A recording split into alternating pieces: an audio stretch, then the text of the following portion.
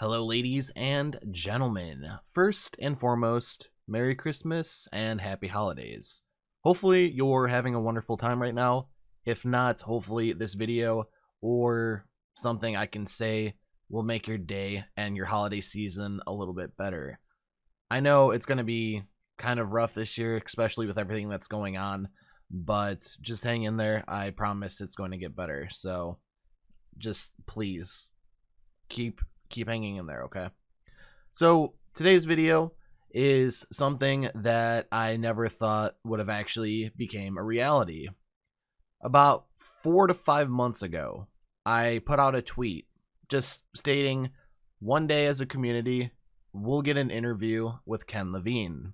So I did what any rational person would do, and I just kind of threw a shot in the dark. I sent him a DM on Twitter, and thankfully, he responded. I got in contact with his assistant and with a lot of the management within Ghost Story Games. Then we got the interview set up. So hopefully you guys do enjoy this. I know I've been hyping it up quite a bit, but it was definitely worth the wait for me personally. So I hope you guys enjoy it. If you're new here and want to see any other Bioshock content, please feel free to hit that subscribe button. It would mean a lot to me, and that would be a nice Christmas present from you guys to me. I would appreciate that a lot. You don't have to, but the option's there. Other than that, just a little disclaimer: if there's any journalists or game publishers that want to use anything from this interview, please contact me via my business email. I'll put that down in the description for you guys. So with that being said, sit back, relax, grab a nice beverage or some popcorn or just a nice snack, and I hope you enjoy the video. Again, Merry Christmas and Happy Holidays, guys. Thank you so much for what you've given me over the last couple of years. I appreciate each and every single one of you. So take care. Hey, how's it going, ladies and gentlemen? Today is a special day, and obviously it's Christmas Eve, so hopefully this is a nice Christmas present for you.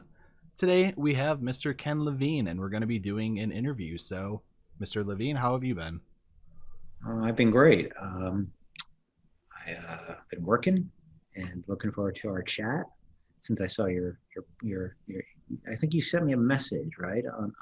On Twitter? YouTube, or I just saw your post, I think, right? Yeah, I think if I remember correctly, a subscriber of mine actually tweeted you a video. Right. And you said you watched it, and I think it was along the lines of, I remember all of the games that helped me get to the point where I am today, too. Right. So then that kind of just sparked the idea of me just kind of throwing like a shot in the dark and sending you a DM and just asking for an interview. I liked it because I think, there have been so many games that have like helped me in my life too, like just help me get through hard times and help me. Yeah, and they're not even necessarily things that you think would be profound or like, or intense or anything. They're just a friend there for you, Exactly. Like always there. You to 3 a.m, you're having a rough night. You just can turn it on and play it. And, games have always served that function. I think that's why I responded to what you were saying. And like, what type of games are you into? Like outside of what you work on, what you have worked on, what's like your favorite genre? Really, probably strategy games. Like I like people, RTS. No. Like a lot of turn-based stuff. Like I love, like XCOM and Civilization. Like I was just talking to Jake Solomon, who did the new XCOM. The revival of XCOM, and telling him how much I love that, because the original XCOM was one of my favorite games of all time, and then Jake redid it for Access, redid it with Jake, and that was great too. I like, and then in the last few years I've been playing a lot of roguelites. Like some of them are strategy, like Into the Breach and Slay the Spire, which I loved, and then but then like Dead Cells and just a lot of I really have been fascinated by that model. But I play almost everything. Like I'm playing that new Ubisoft game right now. The Assassin's Creed. No. The Phoenix. I know what you're talking about. It's like the Greek themed one, Yeah, I can't think of but the it's name. It's on actually, the tip of my tongue. It's like Phoenix Rising or something like that. yeah, it's the name is a little generic. Yeah. The game is like it's very Breath of the Wild, which I love too. Yeah, I've heard a lot of good things about it. So, It's really and it's really is a a great. It's a very rich open world game with like tons of fun stuff to do. It doesn't take itself super seriously. It looks great. I'm just having a great time with it. But I'm gonna go a little old school on you here. Did you play Command and Conquer? of course, Oh my god. Okay, which one's your favorite? Which one well is the your first favorite? well the first one was the first one of those games was actually a game they did before called Dune 2. I don't know if you ever heard of played that. I That was haven't played it, but I have heard of it. they did that, which is sort of a weird adaptation of this Dune, the Dune movie or the Dune franchise. And that was where they sort of pioneered all those things, like the resource harvesting and building units in real time. There's actually another game called Herzog's Vi on the Sega Genesis, which is also sort of a pioneer of RTS. So I really, yeah. But then when Command and Conquer came out, that was sort of the first really polished one. It was a ton of fun. And I do remember that game from the Sega that you were talking about because I was a little kid and the Sega was one of my first consoles. And I remember my mom and my grandpa would always play that. And then I Really? was more into like the Mortal Kombat, the Sonic, like 6 years old playing What Mortal year? Kombat. But hey, What year were you born? 94. Oh, so I think I was playing those games came out right probably right before you were born, right? Yeah. Probably just like 92 or so. Yeah. Yeah, that's why it sounds so familiar. I don't remember like watching them play, but they would let me play like Mortal Kombat, Sonic. I'm just trying to think like all the way back, but that was Maybe so long You have the ago. Genesis version, Mortal Kombat, Yep. which had blood. Yeah.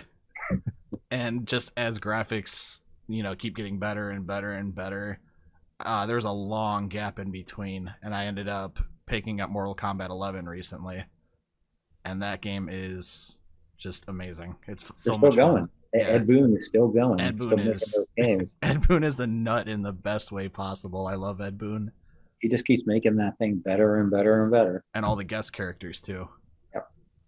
So, should we get to our first question, or Sure. is there anything else you would like to chat about? Let's go to the questions. Okay. So, obviously, during the early stages and the concept of Bioshock, did you or any members of your team ever think of how big or actually how impactful that this game or the series would actually become? I mean, I can't speak for other people on the team, but I think it's safe to say there was nobody who was like, nobody ever talked. I never heard anybody say like this game is gonna like be success, even like successful. Certainly not financially successful. Like nobody really believed in that. In fact, I think it almost got canceled.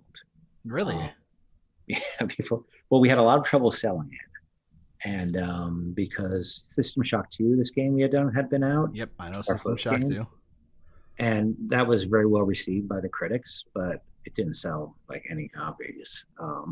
And so the team had wanted to do another game like that for a long time, but I was the guy who had to go out and do the deals and raise the money. So I was the one fighting back against another game like that because I knew how little money it made. But eventually they convinced me, and we started. We came up with a concept which was it was called Bioshock. Yeah, it was called Bioshock, but it was very, very different than what we actually ended up doing. It was like it had almost nothing to do with the thing we ended up doing, except that we wanted to make another sort of game in this sort of System Shock kind of mold. And we went out and we sold it in that state, sort of by after failing and failing and failing and failing, nobody wanted to buy it, and we finally sold it to Take Two, and then yeah, it sort of became. It surprised us all, I think. And like, what made you settle on the city underwater rather than the original pitch, if I remember correctly, which It's was a secret Nazi base on an yeah, island? because like this happens with every single game. I think people think that we have an idea one day, and that's the idea that we end up shipping. Usually, you have Yeah. a vague sense of what you want to do, and then you try a bunch of stuff, and then you like try, and it's not good enough, so you try something else, and it's not good enough, and you try something else, and it's not good enough, and you try something else. And you can do that, you can do that ad infinitum if you want to, but eventually you get to something and you're like, it's sort of like this, and can you see me on the camera? Mm-hmm. You sort of go, you big circles that get tighter and tighter and tighter as time goes by, and you get closer and closer to the target. And instead of every, couple of months coming up with something that is going to ship, then you're almost every day eventually coming up with something that's going to ship.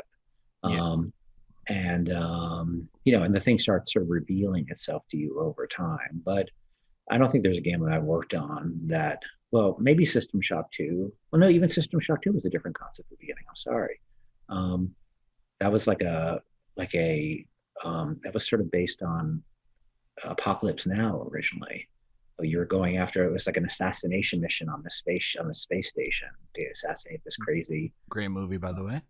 Yeah, apparently. But a similar plot, right? You just go into this crazy world to find this military commander who sort of lost his mind, and you have to assassinate him. But eventually, and then we got the rights to make it a System Shock game, because originally we weren't pitching it as that. Mm-hmm. And then you're like, oh well, we need Shodan, right? And we changed it.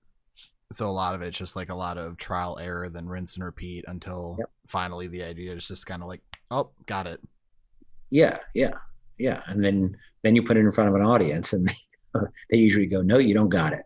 You put it in front of some testers or something. Yeah. And or you got it maybe, but you have to you start to learn what's resonating, what isn't resonating.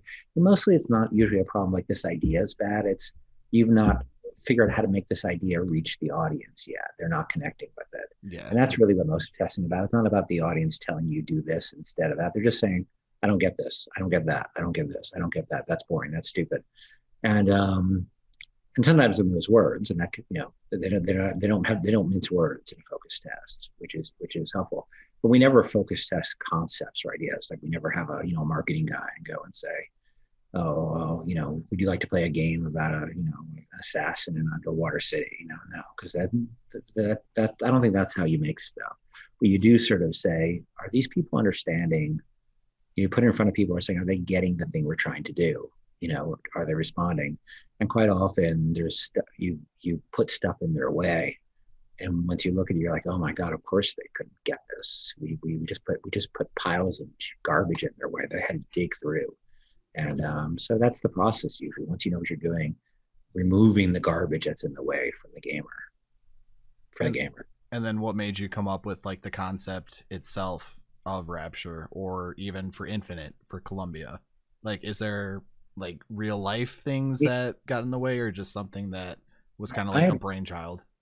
The Bioshock I had read, it's funny, even though people think of it as being inspired by Atlas Shrugged, the Design Handbook, I had never read Atlas Shrugged. I read half of it after we did Bioshock.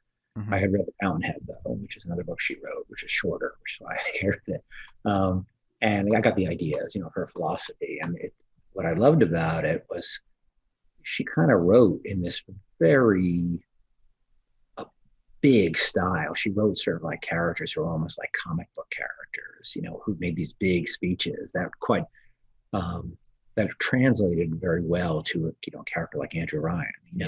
She was so sure of herself, and her characters were always like 100% confident in what they were saying, what they were doing, because they're they're characters in a story, right? So they can be that confident. So I just kind of said, well, what if we took this kind of idea of hers and try to put it in the real world, and see what happens in the real world? Like, would the philosophy survive the real world? I say you did a really damn good job with Bioshock. Like, 13 years later, even if you go back on like the old consoles like your PS3 and 360, or even the PC for that matter, it still holds up graphically as well as just telling that story. And that's just amazing. Well, we were lucky because we also, the art style came from, actually I had saw the cover of I listened to The Fountainhead on a book on tape. And I remember the cover of the book on tape had this drawing of Atlas holding up the globe, or maybe, I guess that was the cover that made, because it sounded like that should be the Atlas Shrugged cover, but it wasn't. or at least I saw a cover of hers, and it had Atlas, this very Art Deco image of Atlas holding up a globe, which is based on the statue outside of Rockefeller Center in New York. Have you ever seen it? Yep. There's a big statue of Atlas. And so my wife and I went to New York on vacation when they were, and I grew up there, so I've been there 1,000 times. But and then we were in Rockefeller Center, which is basically, for those who haven't been there, it's basically the city block that's all done in the same architecture style, which is not normally something you see in New York. It was all done in the certain 1920s, 30s Art Deco style. Yeah. And because it was so, it's something you could do in relatively low poly, through Xbox 360 graphics and still look good. I think that's why it holds up, is the style that we chose to emulate was kind of low resolution, right? It didn't need the kind of detail you see in something like Cyberpunk, or something like that, the intense level of detail. But we tend to, Bioshock Infinite, it's true law. So we tend not to do a super 100% realistic styles in our games. I definitely would say that was the right call. It fits the theme so well, especially with like after the Civil War of Rapture, where you see like everything's gone to shit, but still like the banners are still flying and all that. I thought that was a really nice touch. But anyways, the next question. So obviously, I'm sure that this is going to be like essentially picking your favorite child here. So throughout the entire series, what is your personal favorite? Favorite character, or who is your personal favorite character, and why? If you have a personal favorite.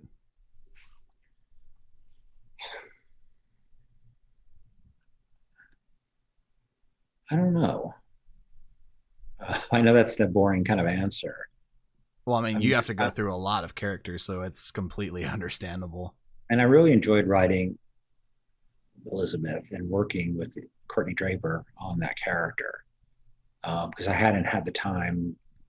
Usually when we do voice recordings before, they were much shorter affairs. Like I never even met any of the actors in person on Bioshock. Yeah. We did audio recordings. I was sitting in literally in a conference room with a phone, like on a speakerphone, directing them, and they were in a recording studio in LA. Where on Infinite, Courtney and Troy would come, and a bunch of the other actors who played Blue Test Twins, and the actor who played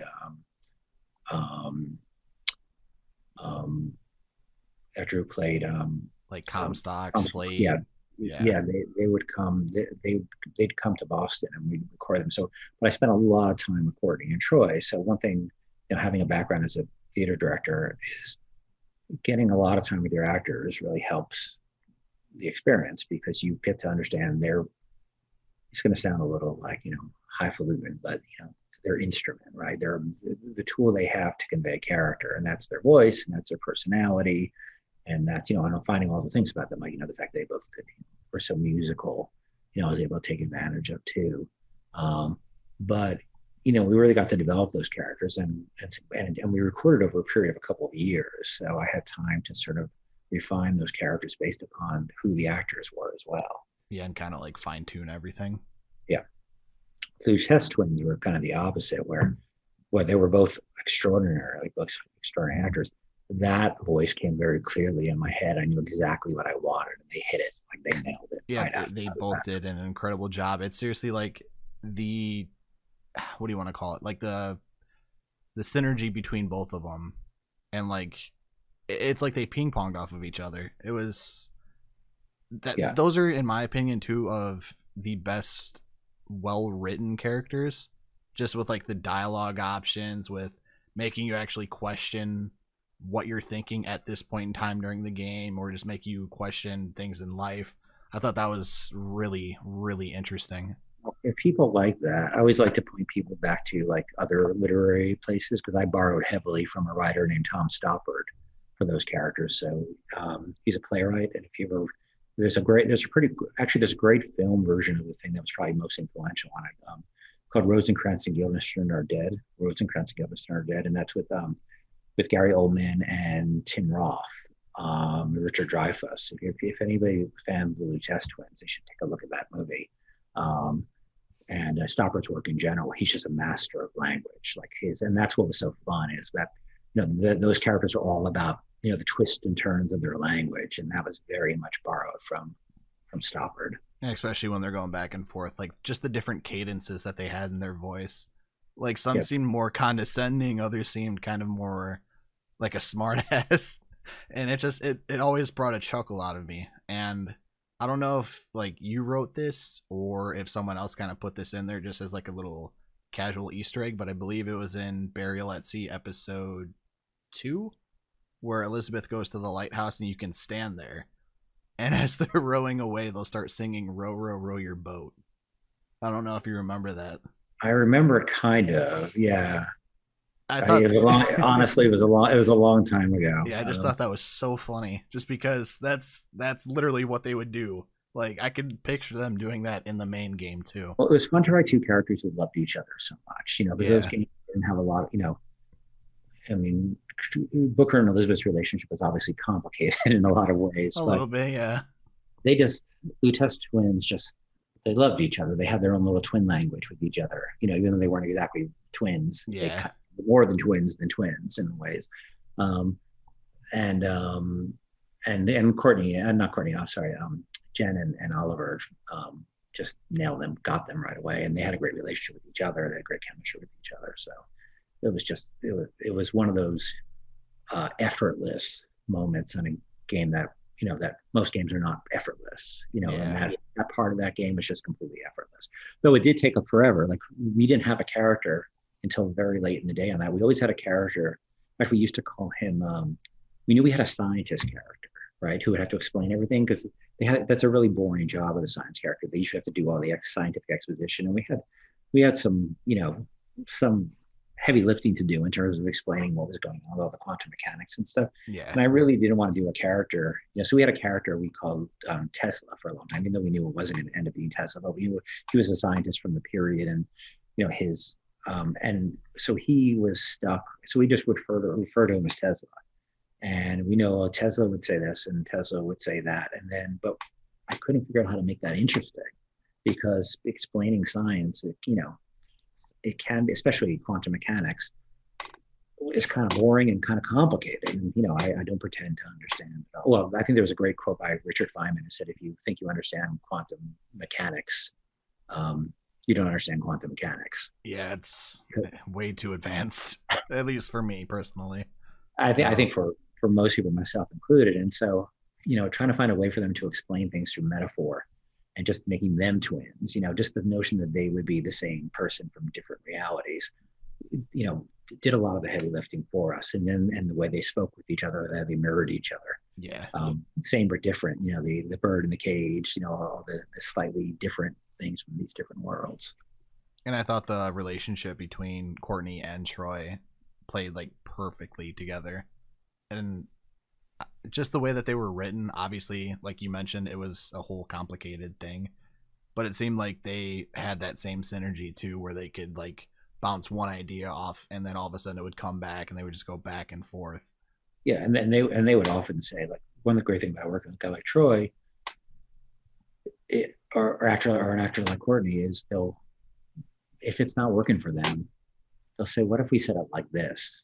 And then, something that fit their own voice better. And usually, 9 times out of 10, I'd be like, yeah, that's absolutely the right thing to do. Because, they knew they were experienced actors. Courtney was a child actor. She had quite experience. She goes back to, she was on Disney shows when she was a kid and been in a bunch of movies. Yeah. And so she was fairly, for a young woman, she was fairly, experienced and capable, in terms of her acting chops. And then obviously Troy Baker, like what game Yeah. isn't he in at this point? That's right. It's like Right. every game. Yeah, But- and he'll bring a different thing to every game, which is why he works so much. I think is because you can sort of give him anything.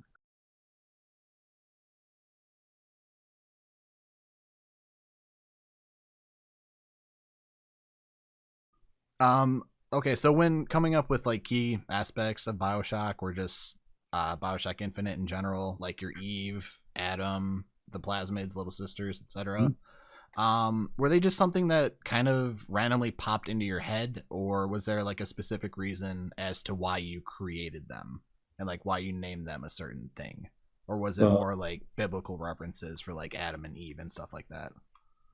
so there's a couple questions there, I think, right? One is like, well, naming. Let's start with naming. So I remember I was actually went on a run with a guy who worked with me, a friend of mine named Joe McDonough, and we used to go run and talk about the game. And we didn't have a name for the Big Daddy and Little Sister. We just had these characters. And I remember I came up with on that run, Big Daddy and Little Sister, because, or I think I came up with Big Daddy first, and it just felt kind of like the period to me, you know. Mm-hmm. Um, Especially with like the big metal that seems like it was all duct taped together. yeah, I think Yeah. there's a character in Tennessee Williams play from that period too called Big Daddy. And I think Cat and Hot Tin Roof. But I could be misremembering. And then the little sister, um, sort of came off of that, and just the big and little, that seemed to be. I think I like, for all the complexity of the games, I'm very drawn to simplicity when I can find it. Mm-hmm. And once I had those names, it kind of seemed like, well, what other possible names could I give these to? Like, that's exactly the right name for them, and also establish, the kind of the paternal, relationship between the Big Daddy and little sister too. Yeah, of So we already course. knew we wanted that. Of course. And then in terms of like the Adam and Eve aspect of things, or just like the idea of plasmids, did that come from like the earlier days of System Shock too? Or was No, this something like a oh, whole new concept? well, we knew we wanted the concept. We have this concept in System Shock 2 of sort of the left hand being sort of magical powers and the right Yeah. hand weapons, right? Which I think was, one of the innovations in System Shock 2. And we knew we definitely wanted to keep that. And then I think it just got more refined while we made Bioshock. There was a producer from 2K named Greg Gooby who came to help us on that. He was very good. And he had this expression, which was say yes to the player. And that was meaning that if there was something the player expected to be able to do, he should be able to do it. And a lot of the plasmid interactions, because originally they were just like this did, originally the firepower just did fire damage, right? And this ice power did ice damage. Yeah. And that was very RPG and very boring. And so, but then once we started saying, well, if there's a big ice wall, you can melt it with fire, and the telekinesis coming in, and the electricity thing opening certain doors and having certain effects on certain types of things, like stunning the turrets and stuff.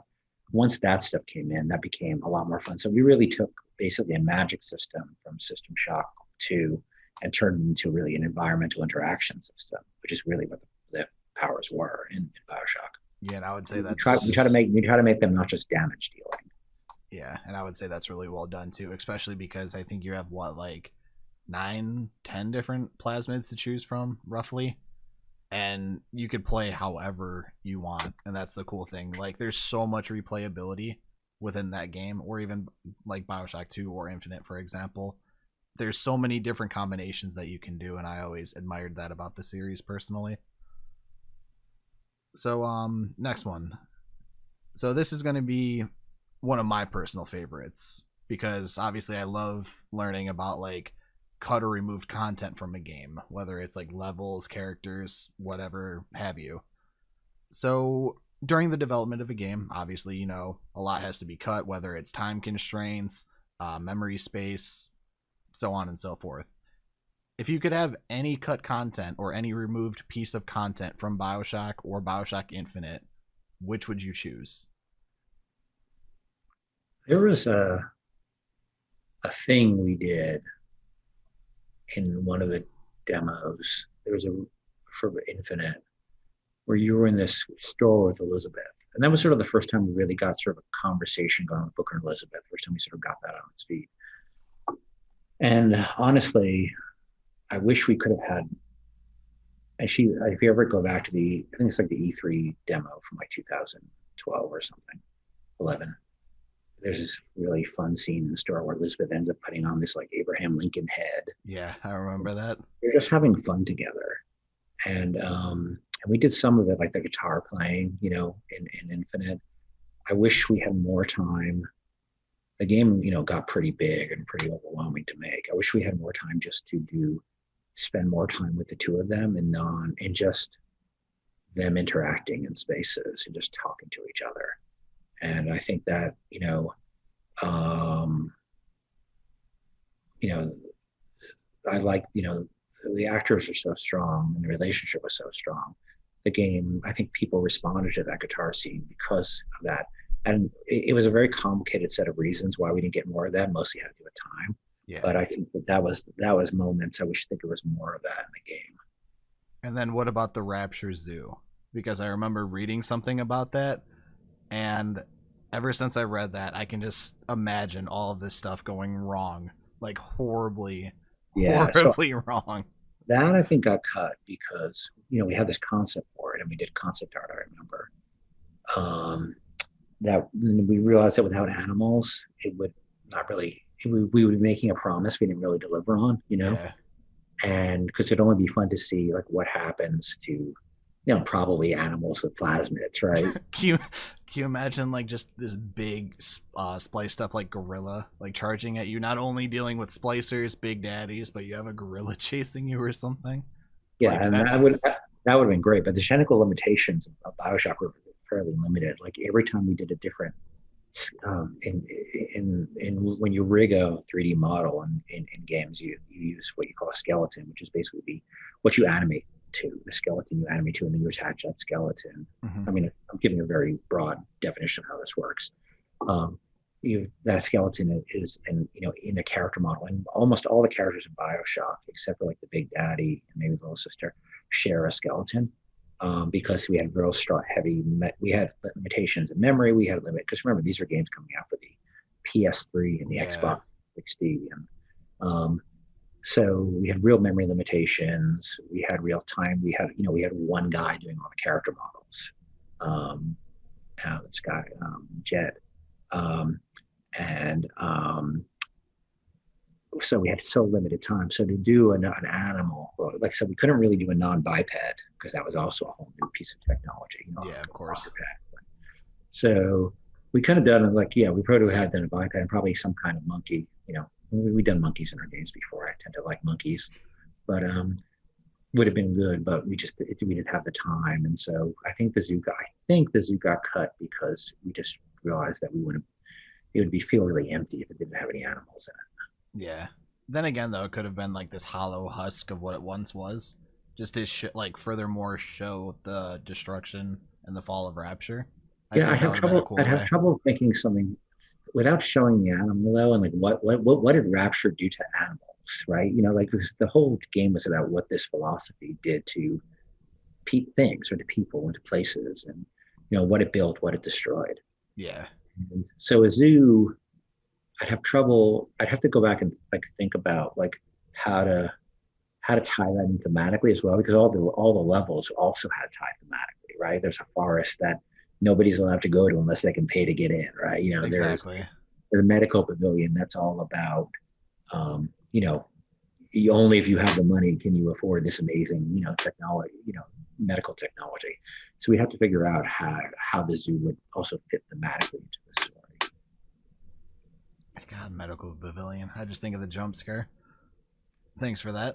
That was blame Paul Helkus for that excellent jump scare. He people would scare the shit out of people. Did he do the? Did he do the? Please don't tell me he did the one for Infinite too.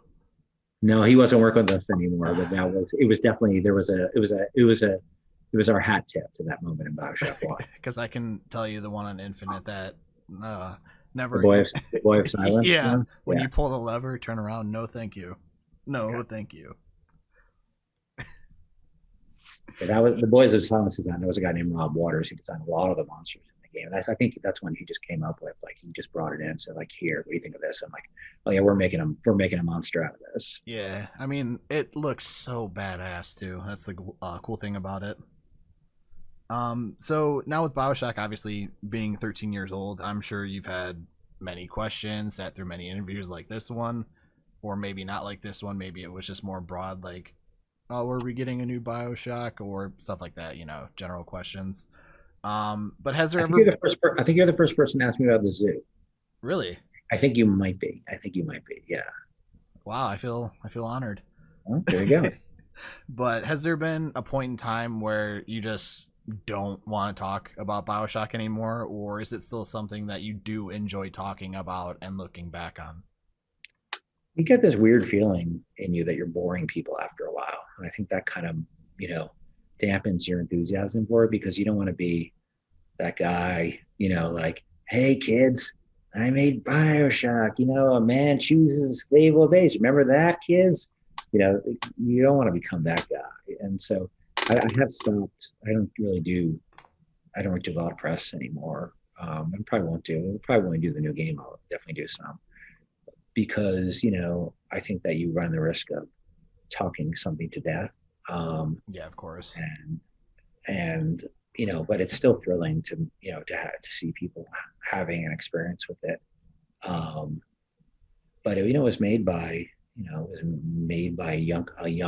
much younger version, and so I forget things about it too. I was 13, it was 13 years ago, and Yeah. so it's fun to hear talk to us, and because people remember things that I don't remember, because I don't usually go back and play things that I worked on, because they're especially those games are they're fairly linear too, so there's not like there's a huge amount of like big surprise. But sometimes I'll go back and look at a video, like we look at things on the working on the new game, look at we should look at a scene we did one of the last games, see if we can draw anything from it. And if somebody would dig up a scene that I just looked at one yesterday, but I had no recollection of, and there's probably a ton of I probably could go watch a video somebody played in the game, and really 2/3 of it would be surprises to me at this point, because I don't spend a lot of time thinking about the games, though I'm nothing but grateful for having worked on them. And it kind of ties back into that first question that I asked you about, like how impactful this game would be. Did you still think that 13 years later people would still be talking to you about Bioshock personally? I don't think I really I don't really think about the impact of our games before they ship, and because I'm just really thinking like, how do we make this more fun? That's all I really think about. And oh my God, am I screwing it up? Those are the two big questions that you sort of have, these two big thoughts you have in your head. And then, and the purpose of am I screwing this up is to get to the point where you're like, okay, well, how do we make this more fun? How do you make this more fun? Is this the best possible experience somebody could have with this game? Kind of like Because self motivation, right? well, it's a weird thing to think about. It's going to sound really trite and really banal, but just saying to yourself, is this the best possible version of this thing, of this? It could just be a moment in the game, right? Mm-hmm.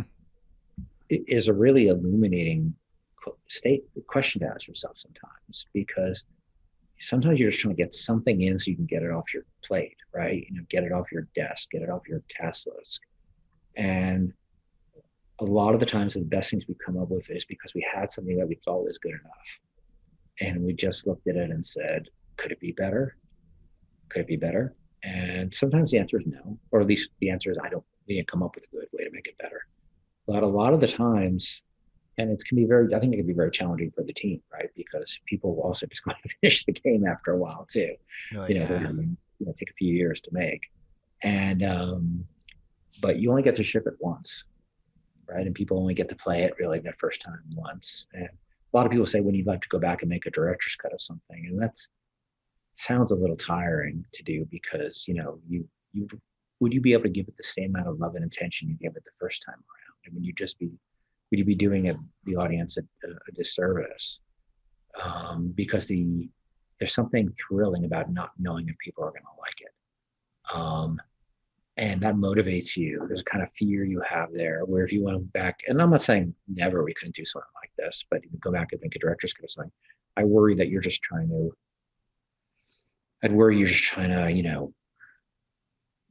re-experience something that you went through, 13, 14, 15 years ago.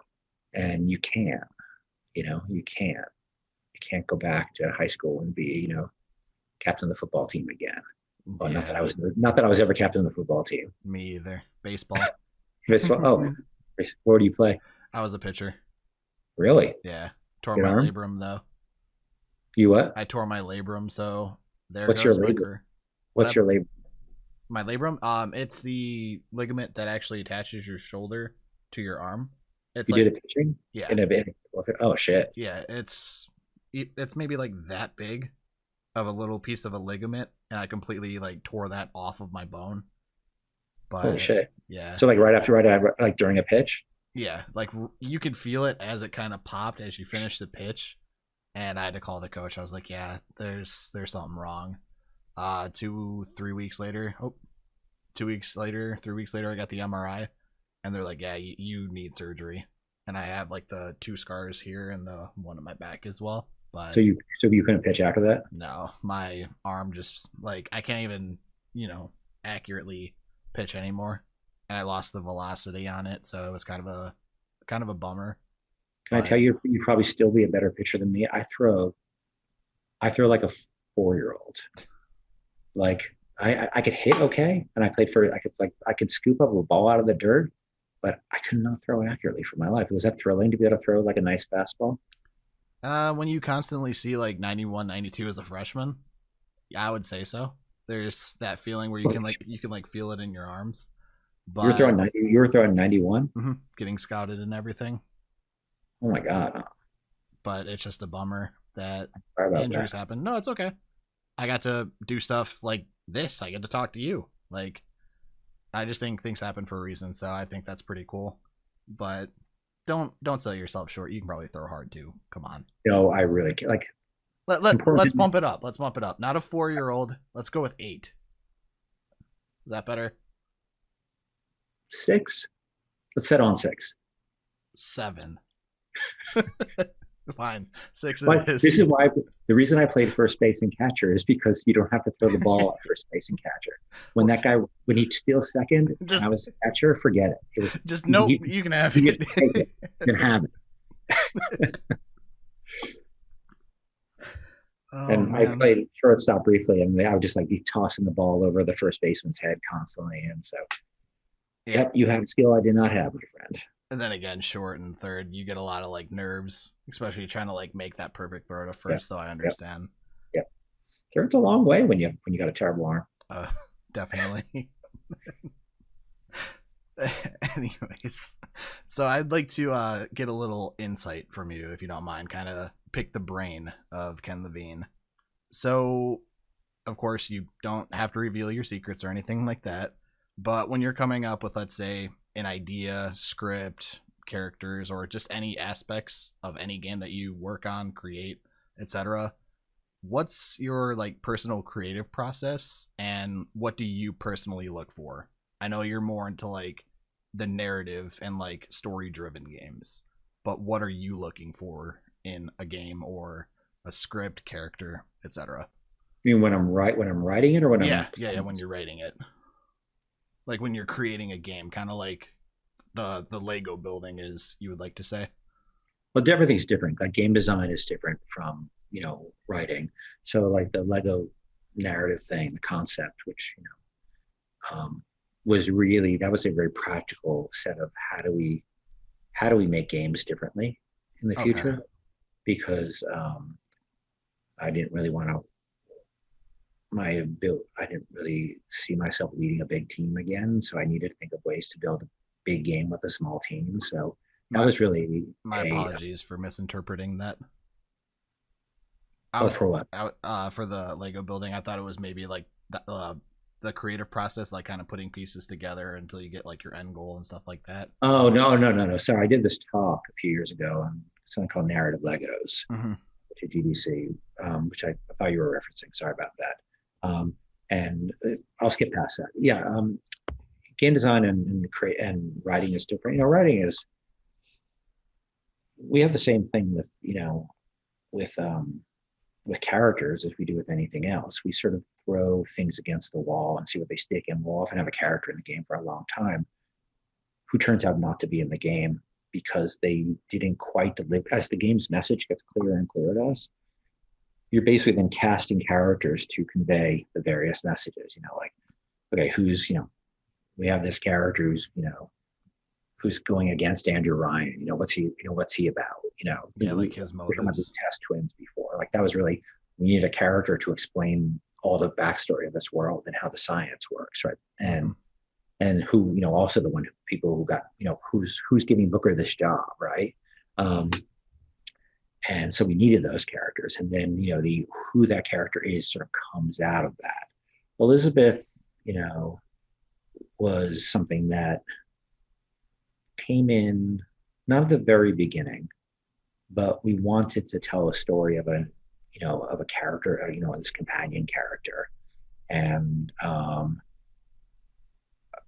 and then she changed radically throughout the experience. We had did mocap tests with a totally different looking character. Then I think there's a test out there of a mocap test we did with a different actor and a different 3D model. It looked nothing like Elizabeth. Wasn't there one you had her be like a mute as well? Yeah, we were playing around with her Yeah. being not being able to speak for a while because we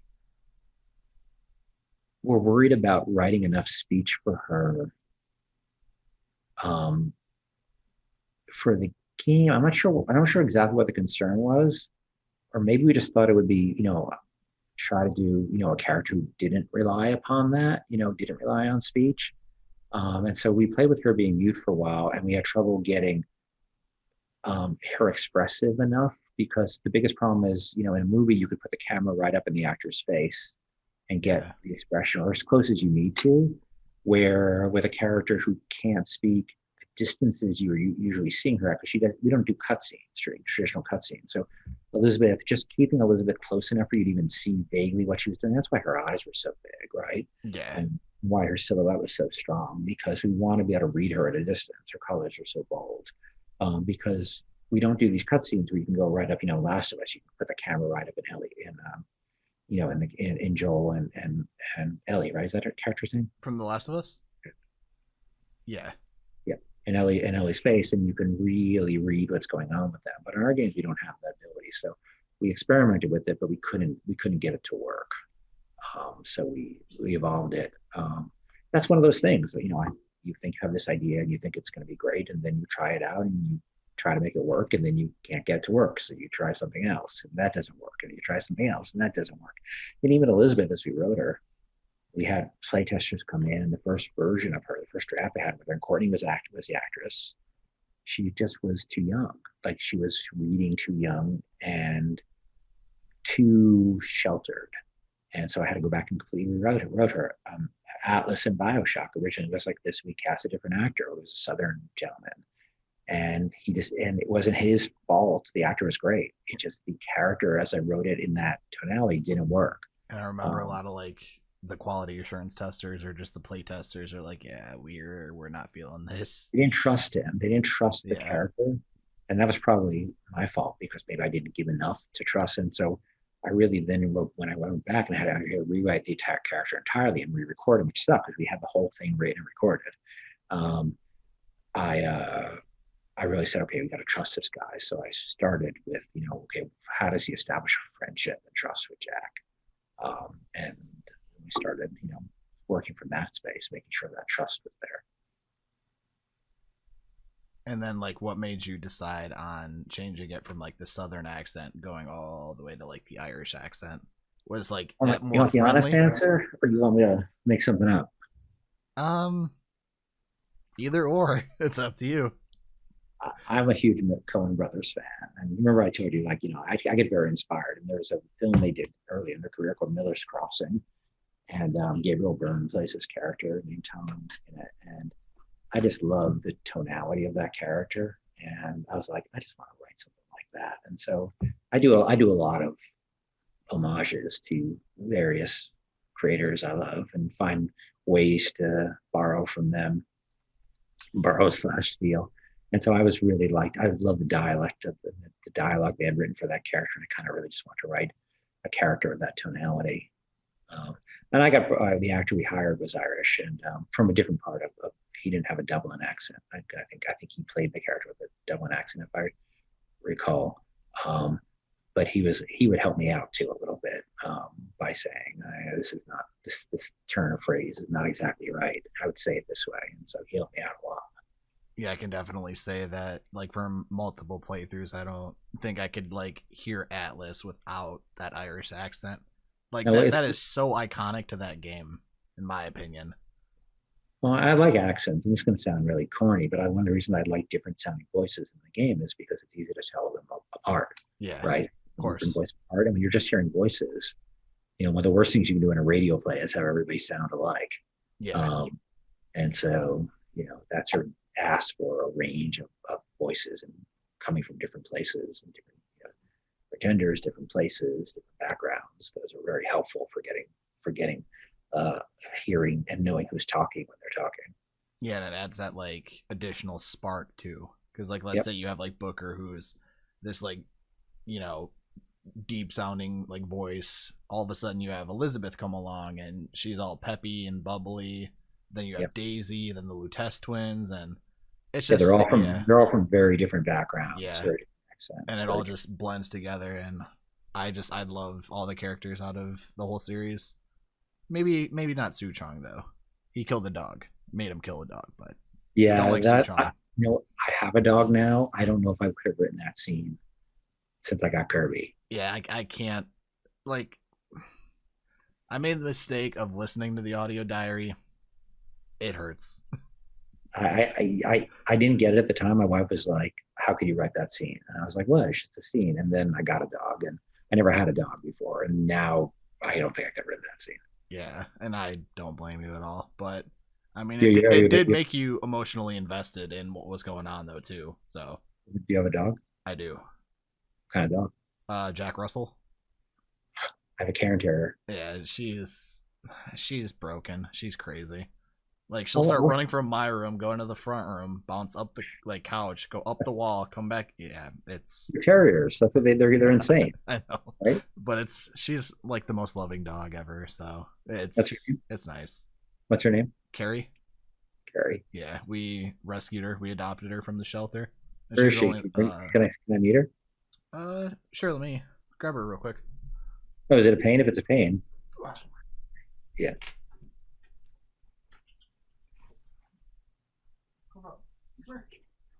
You're gonna meet. Oh, let's see the little guy. Oh, monster.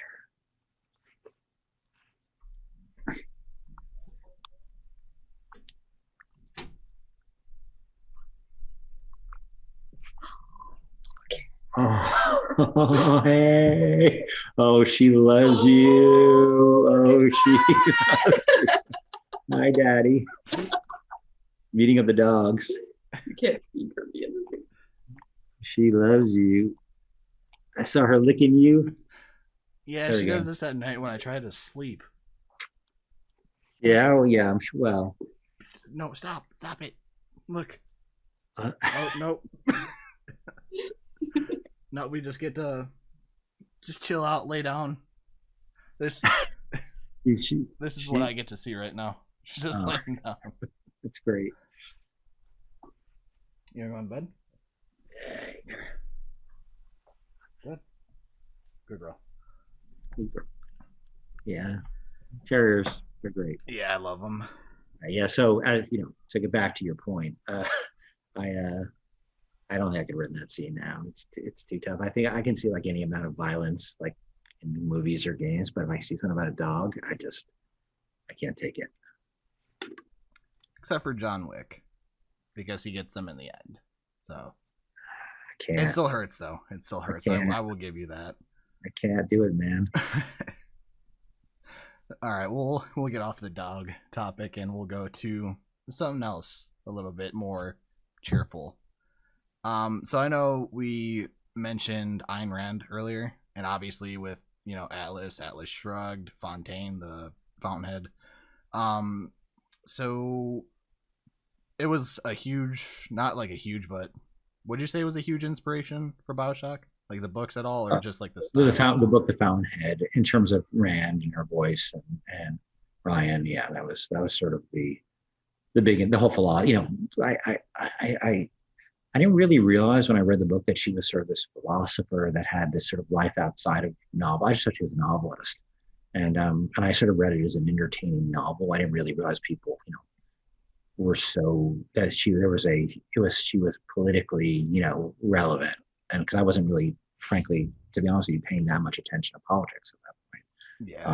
I've become more so, but I just thought there was a very gettable story to tell around that people would understand.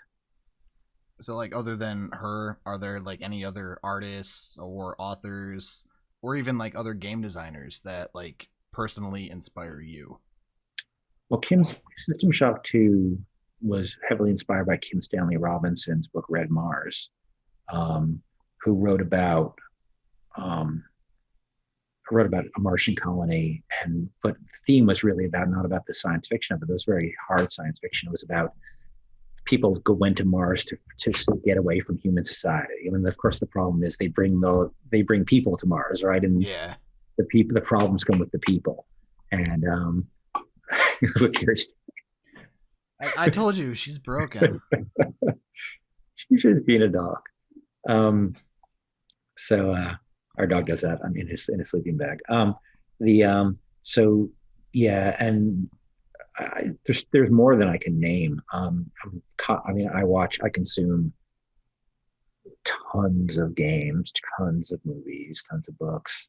I don't read as much fiction as I read a lot of nonfiction, but movies and games and TV shows. And there's there's lots of inspiration from so many different places. The Bioshock movie called the Manchurian Candidate from the 60s was a huge inspiration. Fight Club was a big inspiration. Great Infinite, movie. the Disney movies were a huge influence on Infinite and Elizabeth, right? Yeah, I was gonna say you could definitely tell that on Elizabeth, like Yeah. just how she's presented. It looks like she does belong in either like a Disney or like a Pixar film. Yeah, we always try to take these other stories and try to bring them in, that are quite fantastical. Even though the Fountainhead is, quote, realistic, it's also quite fantastical in the sense that these characters are superhuman, sort of in their faith in their, in their own belief systems. We always try to turn them into humans. What if a Disney princess, it's all these incredible powers? What if she, didn't necessarily have a huge happy ending, right? Yeah. What if she was flung against some of the darker forces of the world and she was scarred by them, Hmm. she didn't walk away scot-free. Yeah, and with um, Elizabeth, you can kind of see like the gradual, like kind of like domino effect, where like one event started another event, then all of a sudden you're in Burial at Sea episode 1 and 2, yep. and I personally think her character arc was written extremely well, and the ending of Burial at Sea episode 2, especially with that song playing in the background, I think that was like near perfect, like a perfect way to end that personally. For me, Yeah, I know a lot of people obviously they're like, "Oh no, this is the end of BioShock," but I thought it was casted perfectly on that. well, for me it was, I knew I wasn't going to do any more of it, at least anytime in the near future. So to me, I was trying to wrap it up for people, and also to finish the story of what this series was about, which I think is about the sort of downstream effects of of of of, of, of abuse, right? Mm-hmm. It just gets passed on and passed on and gets passed on. It just makes more horrors and more abuse. And Elizabeth, comes in and basically stops that cycle that started the whole game, the whole franchise. And so I wanted to have an ending that, spoke to that. And when we started the thing, when we finished Bioshock, I had no idea there was going to be a Bioshock Infinite, or there was no concept of Elizabeth or any of that stuff. But I saw the opportunity we saw the opportunity to sort of put a bow on it, I guess, but also, make a circular nature. The whole thing is sort of goes in a circle, right? It Yeah, kind of ends. like an endless loop. Yeah. And then going back to that same question, like I know I mentioned about like authors and all that. Are there any like current day people in the gaming industry that inspire you that are like whether they're writers, designers, voice actors? I know you mentioned Courtney Draper a lot. You mentioned Troy Baker, but is there any like writers that or that you're inspired by or that you admire? It's funny. I tend to like games that do a lot with very little or very few words. Like Inside is probably my favorite written game of the past few years. I don't know if you played it, but it has no words, Is it right? a And indie game? yeah, it's by the guys who did Limbo, maybe? Limbo. Yeah, it's by the guys Yep, who did I played Limbo. it. Limbo was amazing as well. So Inside is a game they did afterwards, and I like Limbo a lot. But Inside, I think, where they really sort of brought it all together. And what I love about that, and I think I'm jealous because remember I said I tried to do a character with no words, right? With Yeah. Elizabeth, I don't think I succeeded, but they pulled off a wordless world, and but it was completely clear what that story was. And well, except it gets very strange at the end, and I think a way that was great. Like it didn't tell me what to think at the end, so I really appreciate that. I like what the Remedy, I like Sam and those guys at Remedy try to do. I think they're really smart, really talented. Um, as I said, I don't strangely don't play a lot of story-based games, you know, because I tend to like strategy games more, though I play it, I'll play through the games and enjoy the stories. It's a tough medium, writing good stories in games is tough because you give so much control to the user. And so I tend not to like a lot of the games, a lot of cutscenes, because I kind of feel like I want to be playing. I'd rather be engaged. And if I'm going to watch, sort of story, I generally prefer that in in a movie or a TV show. Yeah. But I really like vibe in games. Like there's lots of games that have great vibe. Like even going back to games like say Mark of Cree, which like an old game that had a great vibe to it, though I couldn't tell you what the story was about, or Beyond Good and Evil, or and I like the character Jade in Beyond Good and Evil a lot actually, and her relationship with her friends. Um, um, and Amy Hennig's is extremely talented. Really, really breathing life into those characters in Uncharted in a way that nobody had really done in games before. Yeah, the Uncharted series is very well done as well. And there's definitely talented writers out there, but my focus in gaming tends to be more on gameplay. Yeah. What was I gonna ask? Like, are you into horror games at all, or is that something that just kind of turns you away? No, it doesn't turn me away if the gameplay is right for me. Like and I remember the Resident Evil games when they first came out. I was really into those and really liked the vibe in those. Very strange. Classics. It was kind of like an American horror movie, but it had that Japanese edge to it that made it this weird merger of Japanese and American. Yeah, you had like that Silent Hill. Yep. Oh, Silent Hill was really interesting. Yes. From a vibe standpoint. Dead Space, I like that one a lot too. Yep. I like the first and second one, third one. It was okay, but I think 2 takes the cake there. But other than that, like, what other stuff are you into that you played maybe recently or within the past couple of years? So I've been playing that. I've been playing that Phoenix game. I've been playing. Before that, I was playing. I played Hades, which was great. I've heard a lot about that. Greg's a very talented writer, and did a very good job with those characters and gave real life and real spark. But also had a great gameplay loop too, which I loved. So I played that, finished that, and then I hadn't seen nothing had grabbed my attention in a while. So I was going back to games like Into the Breach and Dead Cells and playing those through again. My former business partner's game did a game. John Shea did a game called Void Bastards, which was really which is great. The one that was in charge of that. Yep, that game was so much fun. I still have that. That was really good. He was with me on System Shock 2 and on Bioshock, so he's an extremely talented guy, and I thought that game was dynamite and a great vibe too, hysterically funny. It's written by a Scottish woman, I think. I can't remember her name, but it's very funny. Yeah, I really enjoyed that. There's a lot of underrated indie games in my opinion. So many underrated ones. Or, what? Independent, like indie games. Yeah, no. What ones are you talking about? What ones really drew you? Well, Limbo, like I said. That spider at the beginning. Oh man, that scared the crap out of me. Don't remind me. I hate spiders. I know.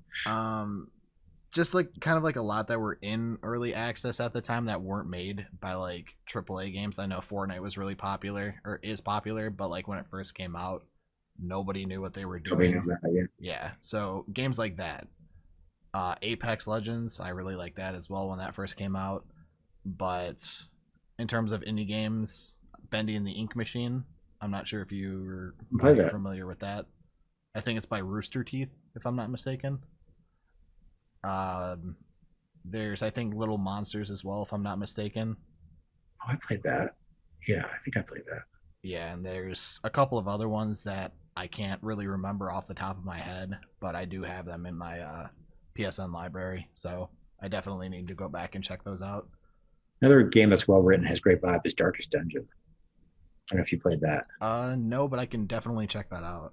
I can definitely Great check that vibe, out. great writing, great strategy game. Definitely worth checking out. Okay. Yeah, I'll definitely do that then. And then I guess this is the final question because you yelled at me for the last one. But I'm kidding. I'm sorry. So I know obviously from like previous work and other interviews that you're really emphasizing on having like an engaging story, narrative, your like atmosphere, stuff like that. So is that like your biggest driving forces behind the game, or is there other characteristics as well that are important to you besides like obviously your story, your atmosphere? Is it like more developing characters? Is it getting the perfect script, or what have you? I mean, the script is just, I mean, it's funny. People ask me, like, oh, can I see the script to this game? And the script doesn't really, we don't really even have scripts for the games because the way we tend to write is we just write these documents for recording sessions, right? And we basically have a bunch of documents for recordings where nobody ever takes the time to go collate the whole thing in any kind of script. And it would be hard to read it too, you know, because like, how do you read the script from Bioshock 1? Like, you know, it's a bunch of audio logs and dialogue and all this other stuff. So I don't really think of them as scripts. I think it's a holistic, you know, the game's a game, right? And it's got all these requirements, right? It's got visual requirements, it's got narrative requirements, and gameplay requirements. And those all have to exist in unity with each other, right? They all have to be part of the same world. Mm-hmm. And that's why we tend to like, if anything's going to be in the game, I kind of want it to be in the story. And if it's going to be in the story, I want it to be in the game. So there's nothing really exists, you know, sort of outside of the story. I think that's why Big Daddy's a more effective character than Songbird, because we couldn't really figure out good ways to get Songbird in the gameplay substantially. Yeah. And where the Big Daddy was part of the cycle that you engage with on the gameplay side. And we tried with Songbird. It just became, we didn't really have, Elizabeth took up a lot of our time and attention, and we didn't have the time to develop like the Big Daddy and Melissa were probably the biggest expense of Bioshock, you know, singular expense for us to make. So we didn't really have the time to develop Songbird as much as I would have liked. And therefore, he sort of just lived more in the story space and therefore didn't do as well, I think, as a character. Though visually, Rob Waters' design for it was great. Yeah, Songbird, like the design was incredible. I just wish like we could have had some sort, from a fan standpoint, some sort of like either boss fight or more interaction with him. I thought that would have been incredible. But for what it's worth, while Songbird is in the game, his appearance is definitely like top notch, especially like scratching the side of the statue and everything. I think he works well as, you know, as a cinematic element. Yeah, and he's compelling, and his, you know, his love attachment for Elizabeth is interesting. But I think the more that everything's tied together, that if it's, you know, as I said, if it's in the story, it's got to be in the game. If it's in the game, it's got to be in the story. Is something that's really important to me, and I don't. That's why I work on the design, and I work on the story, and I work with the artists, you know, with the art director on the art, because I want it all to coalesce together. And if you find things that you have that only really exist in one of those spaces, you know, at least certainly in our games, I tend to, those things usually end up to get, you know, sort of pushed out of the back of the truck. Usually, because they don't hold up as well. Well, I'm out of questions, unfortunately. It's a shame. Oh, it was nice to chat with you. It definitely was. I do appreciate you taking the time out of your day to do this interview, especially because I know Ghost Story is working on this new game, and I absolutely can't wait to get my hands on it when it comes out. I appreciate your asking. It is fun to talk about the games every now and then. So Yeah, for sure. I appreciate it. It was really nice to chat with you and nice to meet you. Nice to meet you as well. And again, thank you so much for doing this. I really do appreciate it. And hopefully it gives like the fans out there of Bioshock a nice Christmas present or holiday present. So